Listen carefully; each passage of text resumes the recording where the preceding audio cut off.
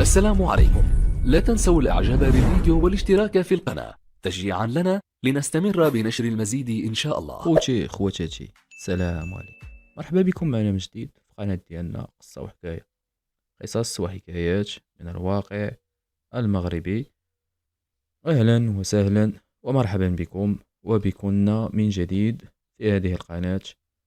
كيف ما عودناكم ما كنطولوش في المقدمات، كنبغيوش كترقوا وسط الهضرة اللي بلا فايدة صراحة، ما هذا فاش تفيد.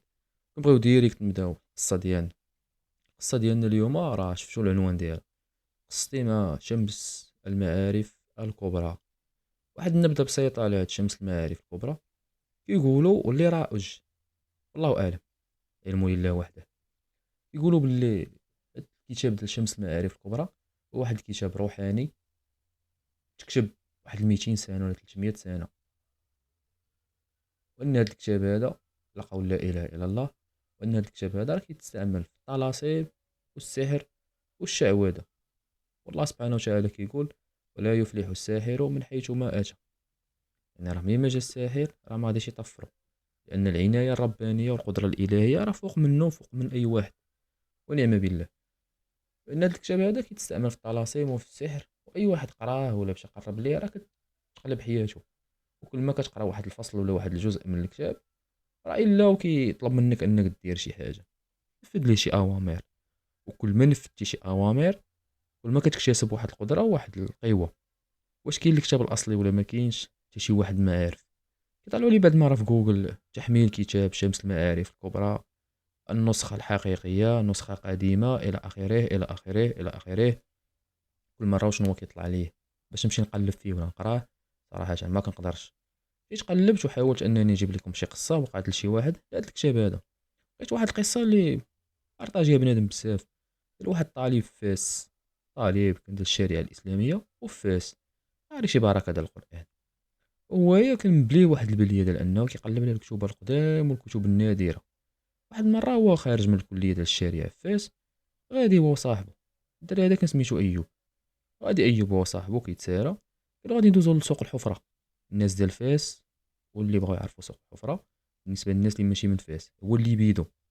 هاد اللي بيدو هذا واحد الحفرة، شي حفرة هما كيقولوا حفرة والشكل ديالها بحال الحفرة وهي ماشي حفرة. المهم هذاك راه كنز، أنا كنقول عليه كنز. سميتو اللي بيدو، كيتباعوا فيه كتب قدام. والناس اللي بغاو يعرفوا هادشي هذا يمكن له يدوز غير الفيسبوك ولا جوجل ولا حساب نوع الانترنت اللي عندك، ودير غير سوق الحفرة فاس اللي بيدو. اكبر مكان اللي بايع كتب قديمه فاس غادي يطلع لك، غتشوف التصاور ديالو. يعني راه فيه الكتب اللي قدام وقدام بزاف. صاحبنا ايوب اللي هو طالب ديال الشريعه الاسلاميه وراه غادي خارج يمشي يتقدى داك الكتيب. داك الكتيب اللي قال لهم الاستاذ راه سميتو تفاسير صحيح البخاري. قال لهم راه غادي تلقاوه تما في اللي بيدو، عنده واحد الثمن رخيص، خذوه راه غادي يعاونكم في فهم الاحاديث الصحيحه. لانه راه هو العنوان ديالو هو التفاسير، تفاسير صحيح البخاري. الصديق ديالنا غادي كيتقدا كيقلب كيقرا كتوبه. راكم عارفين اللي بيدو عامر بكتوبه تبارك الله صراحه. نقول لكم تمشيو وتشوفوا، واخا نبغي نوصف لكم ما غاديش نقدر نوصف داك الجمال. كتوبه ورخاص بزاف، والناس اللي كيبيعوهم ظريفين لا عمرها دار. واي واحد كتمشي عنده كتلقاه شاد كتيب ديالو جالس كيقرا. كتوقف قدامه ما كيبقاش راد معاك البال واش غادي تسرق له ولا ما غاديش تسرق له، لان كما كيقول واحد المثال: القارئ لا يسرق والسارق لا يقرأ. راه باينه. اللي جا باش يشري كتوبه راه غادي يشريهم باش يقراهم، اما اللي جاي يشفر راه ما غاديش يشفر كتاب، حيت اصلا السارق كاع ما كيقرا وما غاديش يعرف فين هو الكتاب اللي ثمين باش يسرق. هذاك صاحبنا ايوب بدا كيقلب في الكتوبه من هنا من هنا، سول على داك العنوان، لقاه خداه. كيبانوا ليه واحد الكتيبات ليه السيد حاطهم بعاد. شاف فيهم كان داير واحد العلامه فيها 10 ودي اش. 10 لازم 10 دراهم. قال لي بشحال هاد الكتوبه هنا؟ قالوا 10 دراهم. قال لي راه شي واحد حطهم تما داير 10 دراهم راه طلب مني انني نبيعهم له. بقى جالس كيقلب بقى جالس كيقلب وحتى كيلقى واحد الكتيب تما ما فيهش الغلاف ديالو، لقى فيه شي رسوم وشي دوائر شي نجيمات سداسيه. وداك الفضول شدو قرر انه يشري داك الكتاب. 10 دراهم شرا الكتاب اللي جا عليه ديال تفاسير صحيح البخاري ومشى في حالاته. مشى للدار، دازت ايام جات ايام، داك الكتيب مليوح في الكرتونه. كان كيقول كل نهار نشوف شنو فيه، كل نهار كل نهار. واحد النهار ايوب كان بوحديتو وقال راه نمشي نشوف داك الكتيب شنو هو فيه. مشى فتحو وبدا جالس كيقرا. العنوان ما لقاهش، ولكن الفهرس راه كاينه. المهم بقى جالس كيدوز صفحه بصفحه، صفحه بصفحه، وجالس كيشوف شنو كاين في داك الكتاب. ايوب هو بدا جالس كيقرا شي سميات وشي طلاسيم وشي ايات قرانيه ربي تسمح لينا مكتوبين بالمقلوب من اليسار لليمين، ومقلوبين يعني من الشمال لتحت. بقى جالس كيشوف وكيقرا وكيتعوذ بالله من هادشي هذا. هو جالس كيقرا وجالس كيقرا ومركز مع داك الكتاب، كان غير بوحديتو في الشومبر. ايوب راه كان طالب منسوس وجاي يدير الشريعه في فاس. فاس معروفه بالشريعه، وتنزل سوس من الحافظه ديال القران. وجالس كيقرا داك الشيء حتى شويه كيبان ليه شي خيال داز قدامه، شي حاجه دازت مزروبه. ايوب قال يمكن راه غير جاب لي الله ولا غير تهيأ لي. قرر انه يحط داك الكتاب ويمشي في حاله ينعس. صافي قال حتى الغدا ونكمل. كان ديك الساعه الليل، شاف حالاته ينعس ونعس ايوب حتى ضرباتو الفايقه مع الجوج الليل. ويمكن لكم اخوتي تخيلوا ايوب كيفاش فاق. فاق مفزوع مخلوع، قلبه كيضرب عرقان عرقان عرقان. وعلى حساب ما وصلتنا القصه ديال هاد ايوب هذا، بانه حلم راسو غارق وسط واحد الضايه كبيره ديال الدم، الدمايات، وشي بنادم في واحد الشكل، وبنادم عنده القرون، وبنادم كيدوش وسط داك الدم. ناض على الاذان ديال الفجر، مشى توضى صلى، قرا شي بركه ديال القران ونعس باش يولي يفيق، باش يوجد الفطور ديالو ومشي يقرا. في الليل قرر انه يجي باش يولي يعاود عاوتاني يشوف يقرا داك الكتاب. وهنا ايوب بغى يتاكد واش الكتاب هو اللي دار ليه ديك الحاله ولا غير تهيأ. النورمال نقدر نكون غير هلوسات، لان ايوب واحد الايمان قوي ومن حفظات كتاب الله. السيد راه كيما قلت لك مره كينوض مواظب على صلاه الفجر، يعني راه سيد اللي متاقي الله بزاف. قرر انه يقرا داك الكتاب، وقرر انه يقراه من الوسط. دخل الوسط، فتحو، ما كيفتح ما كتبان ليه واحد النجمه سداسيه، وفيها واحد الراس ديال واحد المعزه، وفيها شي رموز وشي حروف وشي كتوبه وشي كتابه اللي ما مكتوباش بطريقه صحيحه. المهم بقى جالس كيقرا، بقى جالس كيقرا، وكان كيعرف يقرا شويه دوك الطلاسيم. دوك الطلاسيم راه كيتقراو بواحد الطريقه مختلفه على الطريقه اللي كنقراو بها حنايا.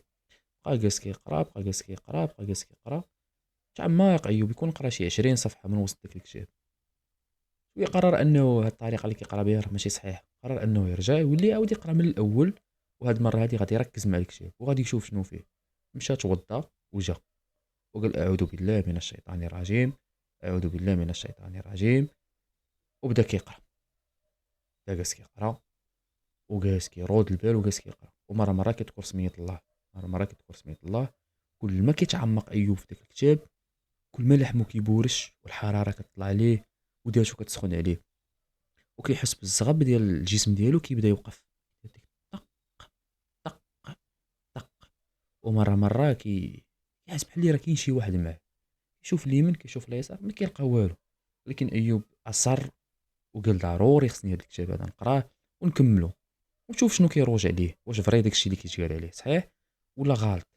وبقى جالس كيقرا ايوب في داك الكتاب، بقى جالس كيقرا، بقى جالس كيقرا، بقى جالس كيقرا. شويه كيسمع الدقان في البيت الكاري. صاحبو ما كانش داك النهار، كان غير ايوب حديتو. قال يمكن ربما راه شي صديق ولا شي حاجه بغى شي حاجه طلبها ليا. يمشي يشوف يفتح الباب ما كيلقى حتى شي واحد.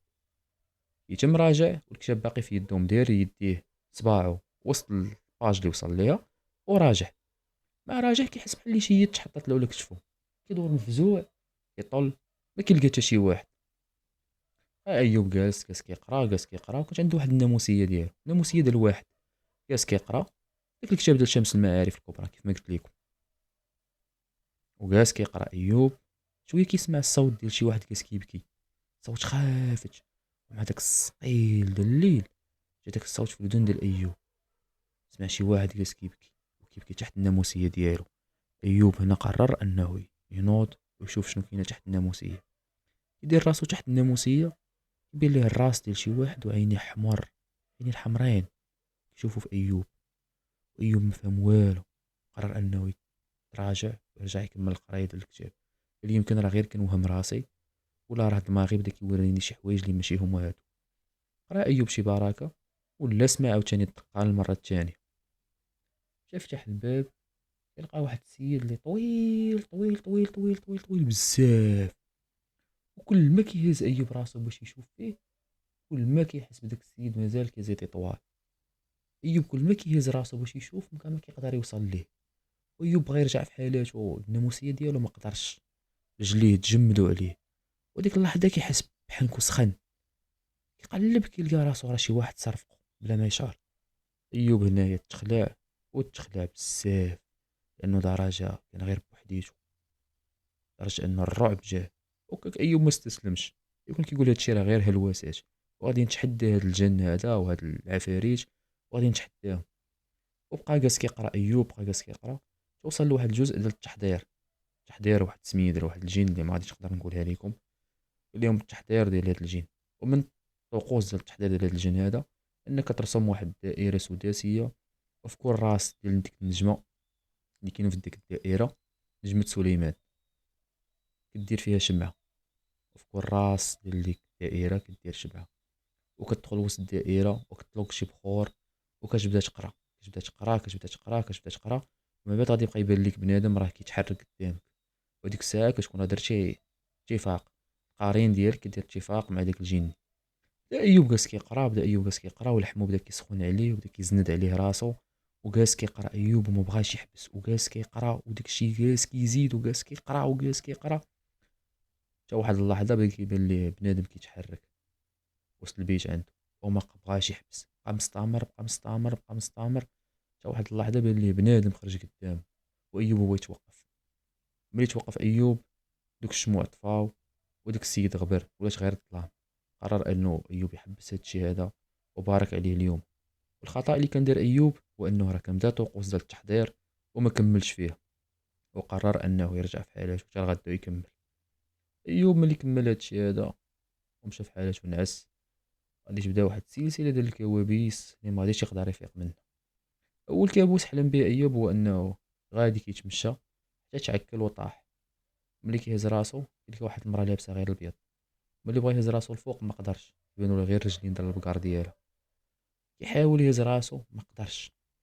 وأيوب فاق كيبان ليه شي واحد عنده الشعر في وجهه بزاف، جالس ليه فوق صدرو. ايوب كيبغي يفيق ما كيقدرش، كيبغي يقرا قران فمو مطلاكي ليه، شاد كريز فمو. ايوب بقى مرعوب، ما قدر يدير حتى شي حركه، وما قدر يتحرك يدير حتى شي حاجه. بقى هكاك ايوب مشوكي واحد شويه، حتى أدى الفجر عاد قدر يتهنى من هاد الكوابيس هادو. لا غدا في الصباح قرر انه يتخلص من داك الكتاب، وقلب على احسن طريقه انه يتخلص بها، انه يدير فيه الملحه بزاف. شكون كيقولوا ليه فسوس بان الجنون راه ما كيتحاملوش مع الملحه. قرر انه يدير فيه الملحه ويشعل فيه العافيه. من بعد ايوب شد دار فيه الملحه ودبر على شي حاجه ديال ليسونس وشعل فيه العافيه، وبدا داك الكتاب جالس كيتحرك والدخان كيطلع منه، وايوب جالس كيشوف وصدرو كيضيق عليه، وكيحس بحال اللي راه شي وحدين واقفين عليه وشي وحدين شادينو من يديه سخنوا عليه وتزيروا عليه بزاف، لدرجه انه بدا كيحس بيديه راه بحال اللي كيتعوقوا عليه. بداو كيتشلوا عليه يديه، وبدا كيقرا شي بركه ديال القران، منها الاواخر ديال سوره البقره، امن الرسول بما انزل اليه، وقرا سوره الغافق، وقرا شي صور اخرين. بدا جالس كيتعوذ بالله من الشيطان الرجيم وجالس كيقراهم حتى تحرك داك الكتاب. وايوب رجع في حالاته. ايوب ملي رجع في حالاته البيت ديالو فين ساكن، جا واحد الاحساس واحد الفضول غريب اللي ما عمرو جاه من قبل. بغيت نمشي نشوف وجهي في المرايه. جا ايوب المرايه وبدا شد ديك المرايه وبدا جالس كيشوف فيها. ايوب بدا جالس كيشوف في المرايه وبدا يضحك كيبغي يوقف وجهه من الضحك ما كيقدرش. الفم ديالو كيتفتح بوحديتو وكيبقى يضحك ايوب. بدا كيضحك ايوب بواحد الضحك اللي غريب، واحد هيستيريا بزاف. وشويه ايوب بقى جالس كيضحك وجالس كيدير شي اصوات ديال شي حيوانات، من هذا القط من هذا الكلب، من بقى كيبكي، شويه بقى كيضحك. ايوب بدا كيتخربقوا له الاصوات ديالو، هو راه حاس براسو كيدير هادشي هذا ولكن ما قادرش يتوقف. واحد اللحظه بقى ايوب جالس كيضحك شويه رجع كيبكي حتى طاح وسخف وتغمى عليه. تغمى عليه بقاو كيبانوا له شي وجوه وبداو كيهضروا معاه. ايوب علاش بديتي وما كملتيش معانا؟ علاش وصلتي للنص وحبستينا؟ علاش ايوب؟ علاش ما كملتيش الطقوس؟ علاش الوعود اللي عطيتينا ما وفيتيش بها؟ وبدا ايوب جالس كيقرا قران وكيحاول انه يفيق وما قدرش، وفي الاخر غادي يضطر انه يفيق راسو بزز منه. ضرباتو الفيقه مع الفجر، ناض صلى، وقرر انه يمشي عند واحد الاستاذ ديال الشريعه ويحكي ليه شنو وقع ليه. داك الاستاذ سمع عليه بزاف وتصنت ليه، قول لي يا ولدي شداك ولدي وانت راه واحد الدري صالح، علاش قربك ولدي لهاد الشيء هذا اللي راه من دواعي الفضول ديالي وقلة العقل. قرر داك الأستاذ أنه يصيفط عنده واحد الراقي سوس. من بعد صيفطو عند واحد الراقي في سوس ومشى عنده أيوب، وغادي يبدا الحصص ديال العلاج ديالو. غادي يقول ليه داك الراقي ولدي انت راه وصلتي للنص، كنتي بديتي كدير اتفاق مع واحد الجني وهو القرين ديالك، وصلتي للنص، ودابا ولدي راه خصنا نبطلو هادشي هذا. باش نبطلو هادشي هذا راه خصك تصبر اولدي لهاد العذاب اللي غادي يدوز عليك. بدا داك الراقي كيقرا على ايوب، بدا كيقرا عليه، بدا كيقرا عليه. ايوب بدا كيحس بداتو كتسخن، حتى سخاف وغيب. سخاف وغيب في الاخر ملي فاق كيلقى لحمو كله زرق ولحمو كله مشرط. اللي شنو هادشي السي الراقي؟ اللي ولدي راه انت بديتي كتهاجم راسك وكتقطع في حوايجك، لان داك الجني اللي كان فيك راه ما بقاش باغي يخرج، لان راه وصل للنص. قال لك واستمريتي راه كان غادي يبقى يطلب منك شي حويجات باش ديرهم. من هاد الحوايج هادو كان غادي يفرض عليك واحد الالوان تلبسها، وكان يفرض عليك انك تقطع القران وتحفظ عليه، وتدخل المرحاض وتحرقه، وتشد القران وتبقى تفتحو مقلوب، وتبقى تشد القران وانت في حاله نجاسه. راه كل ما بعدتي على طريق الله كل ما كيزيد يسيطر عليك. وفي نفس الوقت راه كان غادي يبقى يحقق لك واحد المطالب، ولكن راك غادي تخسر دياتك اولي وغادي تخسر ايمانك.